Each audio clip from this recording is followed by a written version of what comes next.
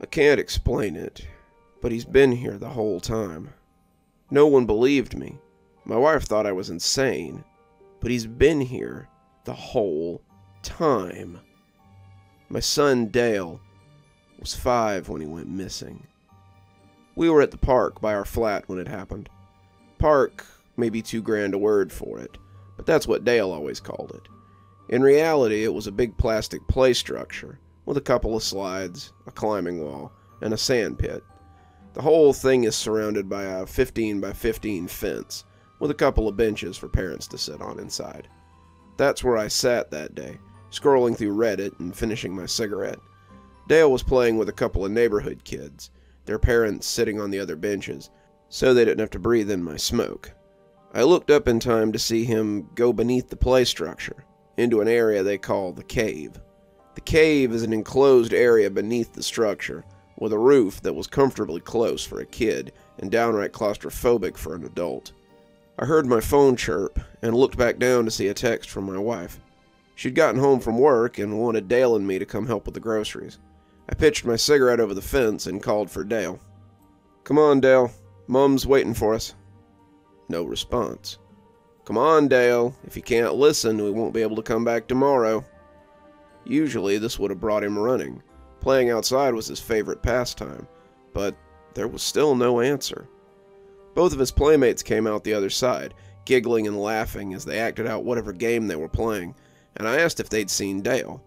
Alicia, a dark-haired girl who was missing her front teeth, lisped, "He's still in the cave, Mr. Darwith." So, I hunkered my nearly 6-foot frame, looked into the dark underbelly of the play structure, and called for Dale to come out. "Come on, Dale, we really have to go. Mom's waiting on us." I still didn't think anything was amiss, other than Dale trying to squeeze in a few more minutes of playtime. I expected him to giggle and poke his head out, baiting me into chasing him or crawling into the cave. He knew that as big as I was, it would be funny to watch me try to get under the structure and run him out, a game we played often. Instead, there was only silence.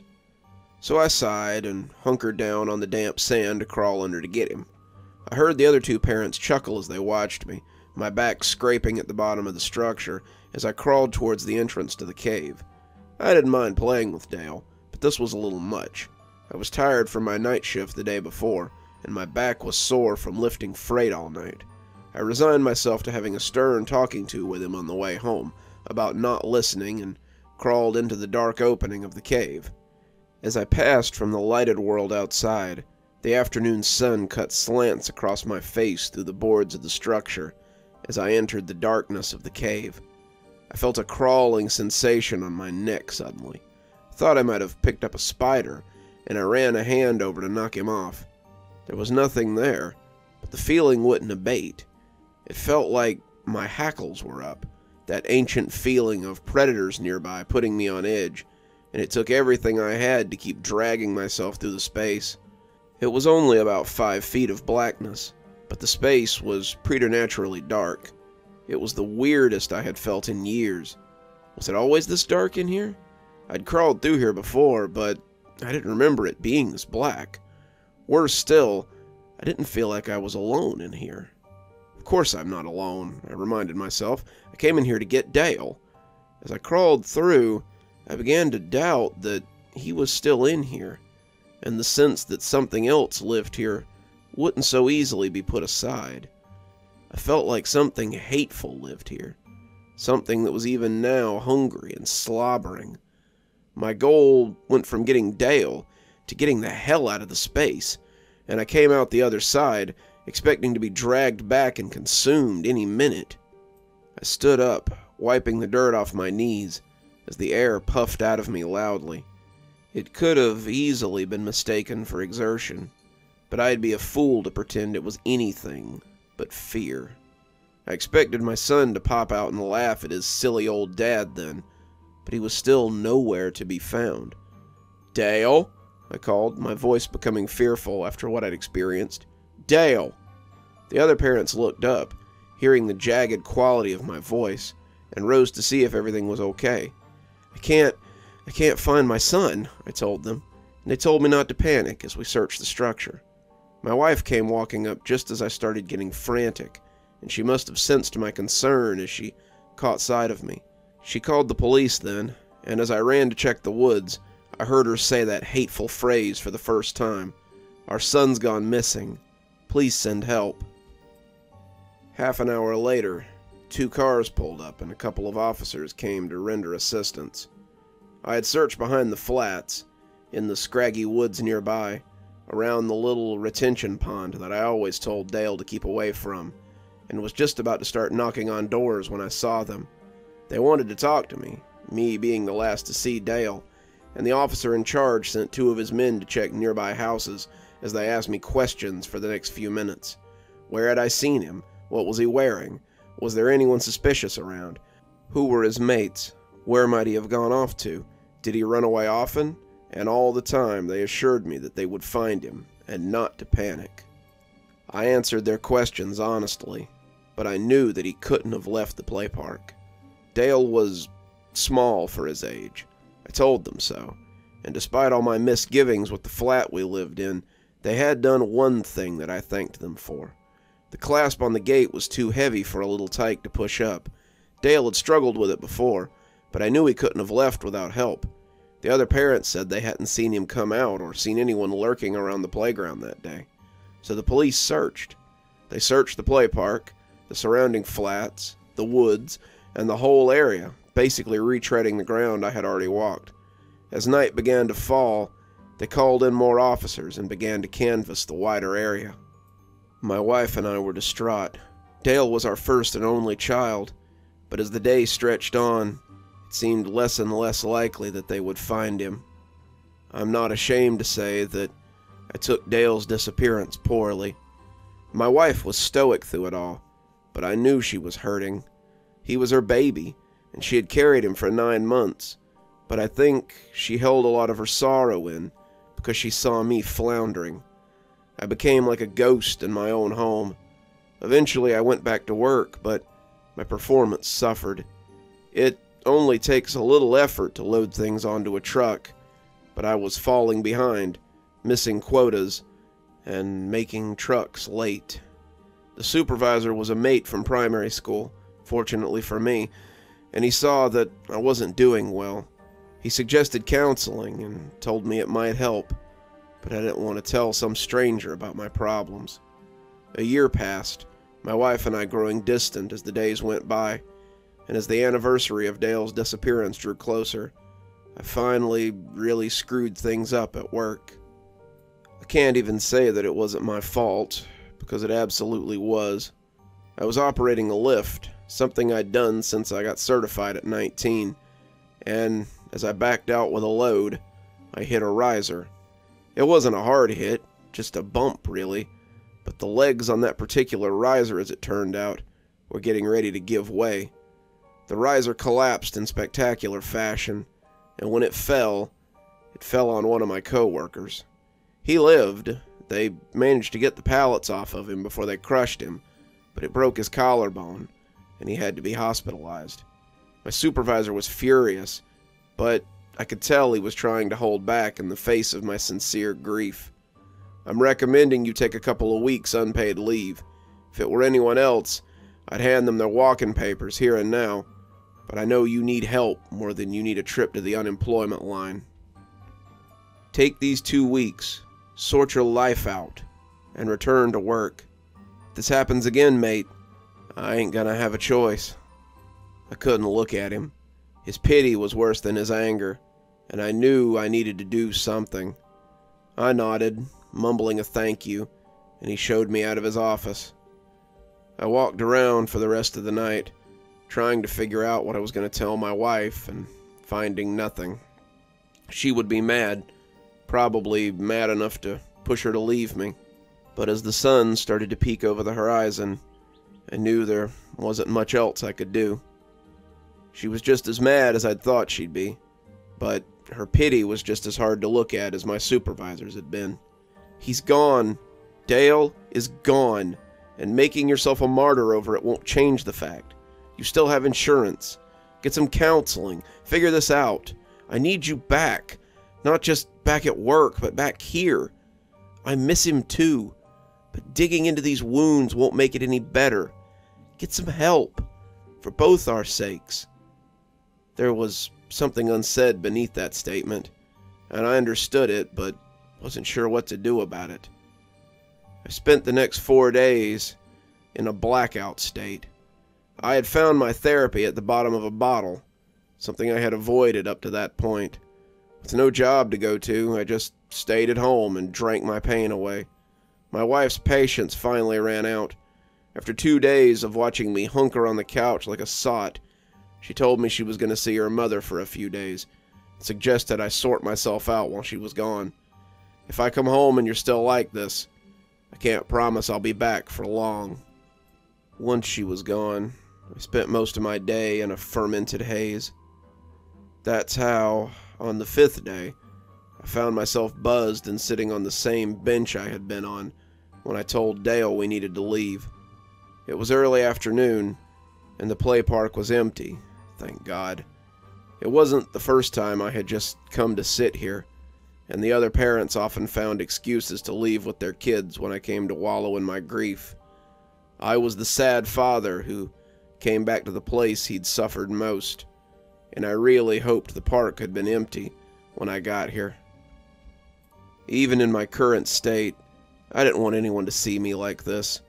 It was embarrassing, and it might frighten some of the children if I came weaving into the park smelling like a distillery. I was staring at the play structure, thinking to myself that it might be time to get some help after all. When I first saw it, it was just 8 words, but those 8 words sobered me up faster than any cold shower ever could. On the side of the slide, in rough marker, someone had written, "Where have you gone, Daddy? I miss you." I just sat there, staring for what felt like an eternity, and as the tears came, the alcohol came up as well. My tears fell nakedly into the pile of sick that sat between my legs, and as the rage bubbled up in me, it felt like they were almost burned away. Someone was mocking me, mocking my son's loss, and as I staggered towards the super's office, I was madder than I had any right to be. Mr. Vidner, the super for the complex, always reminded me of one of the hobbits from The Lord of the Rings. He was short, fat, had a curly brown ring of hair around the bald spot on his crown that got bigger every year, and when he sat at his desk, it was like a child sitting in his father's chair. He nearly fell out of that chair when I slammed his office door, his expression of confused anger becoming one of confused fear as he looked on my face. He was a small man, and the sight of a large, angry drunk in his office reminded him of his stature rather quickly. "Someone has written hateful graffiti on your play park, and I want to know what you intend to do about it." He took a minute or two to collect his thoughts before asking what the hell I was talking about. I took him out to have a look, leading him to the slide in question, and he looked taken aback as he read the words. "Who would do such a thing?" he asked, more to himself than anyone. The way he side-eyed me, I could tell he thought I might have done it myself, but one look at my face made him rethink it before he said it. "I'll take care of it immediately, Mr. Dawes. In the meantime, why don't you go get some rest? You look under the weather." He had the decency not to call me a drunk out in the open, and I conceded the matter as I went home to sober up a little. As night began to fall, some undetermined amount of time later, I sat up from the couch and listened to the 5 or 6 stout cans rattle angrily to the floor. By the headache and the mealy taste in my mouth, I had not gone home and sobered up. As I moved into the kitchen to make something for dinner, I remembered the words on the slide and felt angry all over again. As the meat pie I had taken out of the freezer spun in the microwave, I wondered if Vidner had taken care of it like he said he would. I wondered if he'd painted over it or washed it away or how he had done it. Were the words still sitting there on that slide? As the microwave dinged, I resolved to go find out, and took my pie and plastic fork on a little field trip. I watched the steam roll off the top as I walked down to the little park, the night air alive with crickets and nightbirds. It would have been pretty if I hadn't been in such despair. The trees were losing their autumn leaves, becoming bare and skeletal, and the air was crisp enough to make my undershirt unadvisable. My bare feet slapped at the concrete as I walked away from my flat, and the closer I got, the better the view of the offending slide. The words were gone, the pressure washer having left the slide a little lighter for its effort, but as I came through the gate, I saw that something else had been added to the side of the structure. It looked like the same marker strokes, the handwriting big and childish, and as I read it, I felt a growl rumble in my throat. "I saw you today, Daddy. I saw you, but you didn't see me." I looked around as the wind rattled the nearby tree, expecting to see a group of snickering youths as they watched me. This had teenagers written all over it, and as the pie slipped out of my hand, I loosed my shout at the sky. Why? Why did they devil me like this? Was this a game to them? When I was a kid, we would never have done something like this to anyone, let alone a grieving father. The dark offered up no answers, but the side of the play park did when I turned back. Beneath the first message, another, smaller message was written in the same childish scrawl. The longer I looked at it, the more I recognized it. How many times had I watched my son scribble words in his reader just that way, filling in the workbook pages in big, looping script as he prepared to go to kindergarten. "Daddy, I can see you, but you can't see me. Please help me. It's scary here." I hunkered on my knees in the sand, looking at the words as I ran my fingers over them. They looked just like his, and as I felt a splinter catch in the pad of my thumb, I pulled it back sharply. There was no way he could be here. There was no way that he could have been hiding here for a year. But as I watched the playset, I had no doubt that he had written those words. "Dale," I said, my voice quavery as I glanced into the shadowy depths of the playground. "Dale!" I shouted a little louder, casting around as I tried to find him. I walked around to the other side, stumbling in the gritty sand as it sucked at my feet. My head was full of rails, and my words slurred even to my own ears. There were doubtlessly people looking down through their curtains at me as I capered like a sot drunk, but I didn't care. My boy was here. He was here somewhere, and I needed to find him. I tripped then, going face down in the sand, and when I came up, I saw a new message on the wet-looking plastiwood. It was hard to see in the shadows that I sat in, but as I got closer, I put my trembling fingers on it to make sure it was real. My fingers came away tacky, the tips black as if they had touched wet marker. "I need you to come get me, Daddy. I'm stuck in the sad swamps, and I need help." "Excuse me, sir. Everything all right here?" As their flashlights hit me, I squinted, but the words were like a brand across my eyes. The sad swamps was what Dale called the swamps of sorrow from his favorite movie, The Never-Ending Story. We had watched it about 1,000 times, and when the VHS that I had owned as a kid finally broke in the VCR, we had searched for it on DVD until we found it at a local thrift store. He watched it every day before his afternoon nap, and I imagined that he could just about quote it word for word. Seeing the words "sad swamps" made me certain that it was Dale talking. But how? How could he be talking to me from... The light was right in my face now, and I pulled up a hand to block it. "Some of your neighbors were worried. You were faring poorly, Mr. Dawes. They heard you shouting and wanted us to come check on you." They were being kind. It seemed that everyone was being kind these days to poor old drunk Mr. Dawes. But I didn't have time for them. I'd seen something under the edge of the play park, half a word that was buried in the shadows. It was his latest message, and as I staggered towards it a little, I hoped it would tell me how to get to him.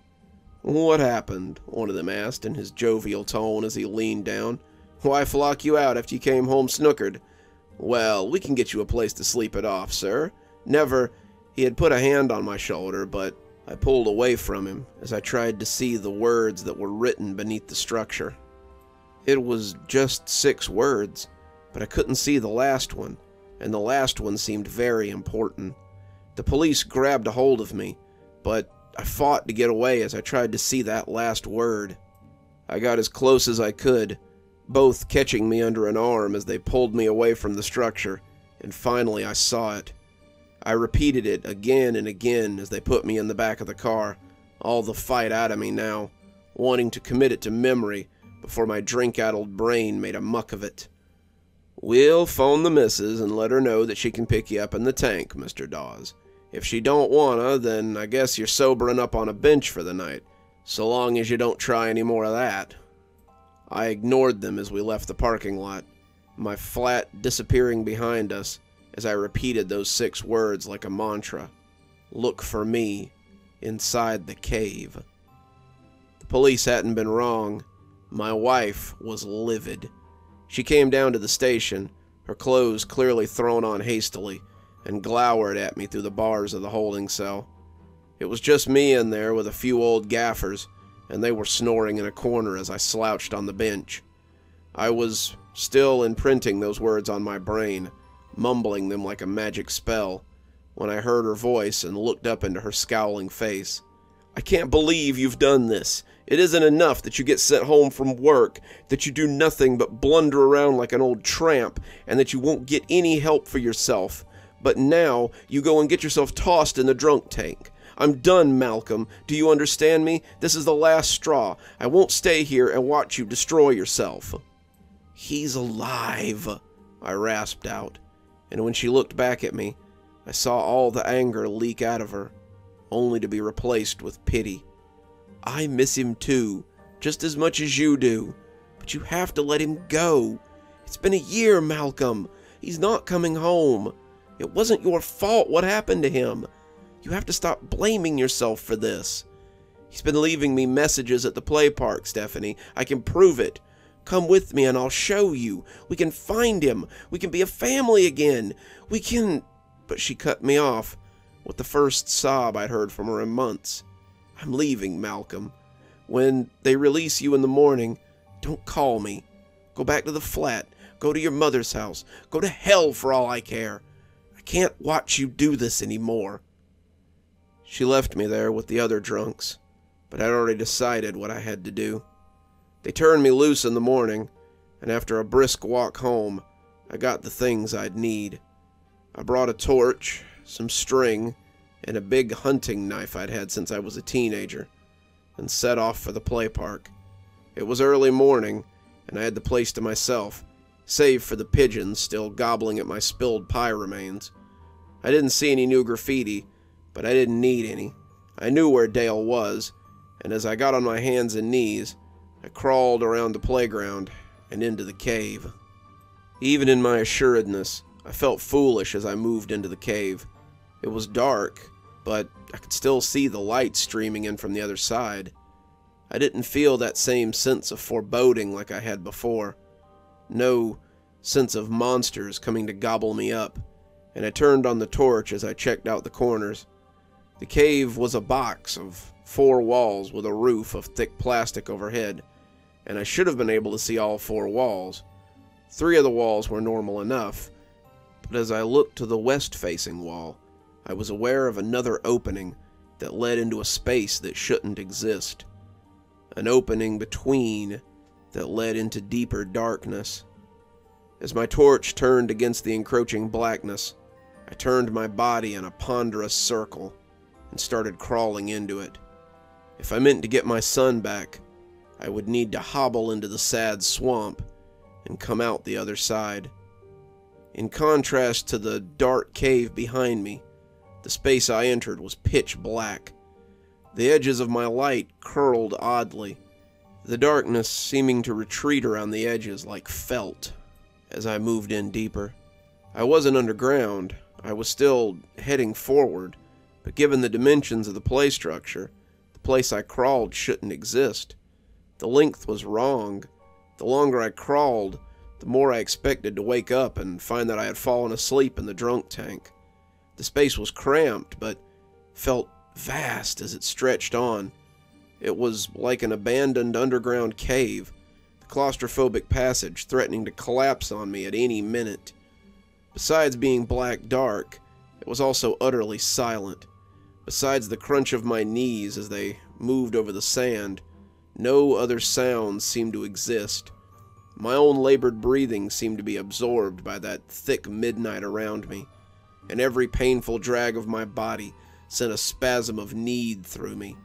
It was a primal need, a need to stand at my full height and stretch my arms up, a way to dissipate the confining gloom that hung around me. The same part of my brain made it pretty clear, however, how bad an idea that would be. What if my hands should pass into that darkness and never return? What if the darkness came back with the hand? I kept crawling into that inky soup, wondering if I would simply wander here forever. It was pitch outside the protective beam of my torch, and with every struggling shuffle, I wondered why I didn't turn around and go back. Nothing could survive down here. Nothing could live in this pitch blackness. If I didn't go back now, I'd never find my way out, and be forced to wander endlessly in this void until my torch went out. And then what? I knew I wasn't alone when I heard the soft scuff of feet on sand. I looked into the black expanse, expecting to see the beast that had terrified me the last time I found myself in this nothing. The beam of my torch didn't go very far. At the end of the light, I could hear the scuff of bare feet on sand, though. Something was coming towards me, and I wasn't sure what I was hoping to find. Would it be my son, or would it be a monster to end my journey? When a dirty, half-starved little boy buried me in a hug that circled my shoulders, I knew I'd found him. "Dale?" I whispered, but he could only nod and cry against me. I didn't waste time or breath. I just scooped him up and didn't stop moving until I was back in the lighted world of the play park. As we moved, I could feel that clawing, penetrating glare from behind me. Something had noticed I was taking its prize, and they were unhappy. I kept crawling, kept pulling, but I could hear those scrabbling feet as they kicked up sand. They were getting closer now, their growl loud and thunderous, and on a whim, I turned my torch on them. Bathed in the light, they yelped wildly and kicked up sand as they backpedaled. I didn't dare look back to see what was tailing me.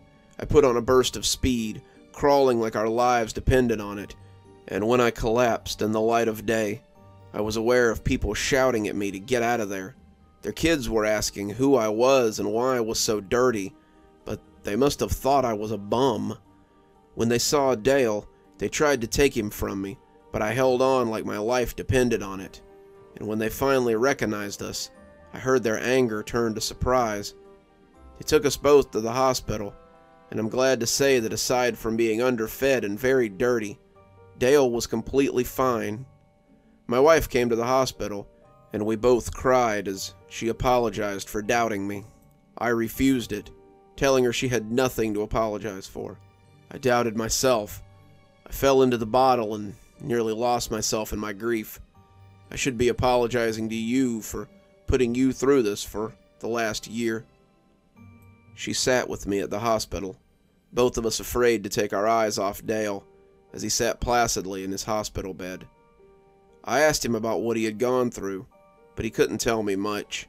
He said that he got lost in the cave, and he crawled and crawled until he came out in the play park again. Only it wasn't his play park. The play park he found was different, and me and his friends were gone. The sky was sort of purple, and the clouds were too thick-looking to be real. I couldn't get the gate open, but that was probably good. There were these big things that would come by like living shadows, and they would look at me like I was an animal in the zoo. I drank some water from a gross puddle, but there was no food. Sometimes I went to sleep in the cave, but I always felt like something was watching me in there. It never tried to hurt me, but it always felt like I was hiding and waiting for someone to catch me. I thought I was going to starve before I heard you breathing in the cave. I had to run away to get away from some shadow people who were looking for me, and I heard you down there and went to see what the sound was. I asked him about the messages, and he said he had found some kind of marker in the sand over there, and that was about the time he started seeing a shadow inside the play park. I knew it was you. Somehow I just knew it was you, but you couldn't see me. So I started writing messages, hoping you would see them. I guess you found them. The strangest part is that Dale swears he was only there for a week. He says he kept going back into the cave, but he only slept a few times while he was away. What's more, the doctors say he doesn't appear to have grown in the time he was gone. His dental records and growth structure are the same as when he had a checkup about a month before he disappeared. I'm glad to have Dale back, but I don't let him play in the cave anymore. We still visit the play park, and I still let him slide on the slides and run on the structure like he used to, but he's forbidden to go underneath anymore. It's a rule he doesn't mind following, lest he get lost in those dark tunnels for a second time. Good evening, everyone. It's me, Dr. Plague. Thank you so much for joining me for tonight's story. If you haven't already, I always suggest hit that subscribe button, maybe go ahead and hit that notification bell so you don't miss any of the great stories that we do here. I've got a link below to my latest book if you'd like to pick up your own copy. Follow the link below down to Amazon, and if you'd prefer a signed one, get up with me. I'm sure we can work something out. If you'd like to support the show in a more monetary way, might I suggest heading on down to Patreon. We have several tiers. I'm sure you'll find something that'll suit you. I always recommend my $10 tier, which is my Ghostly Reader tier. You get a signed copy of my book on your doorstep anytime I write one, which is, on average, about twice a year. Speaking of my awesome patrons, let's go ahead and thank them, shall we? Thanks to Janet for being our Spooky Skeleton tier contributor, and thanks to Winter, Xaronan, Emily Coltsfoot, Stephanie Carrington, Marianne Schuler, Jennifer Damron, and Tyler Parker for being our Ghostly Reader tier contributors. Thanks, everyone. We just couldn't do the show without you. And as always, thanks for stopping by. Dr. Plague, signing off. Have a wonderful evening.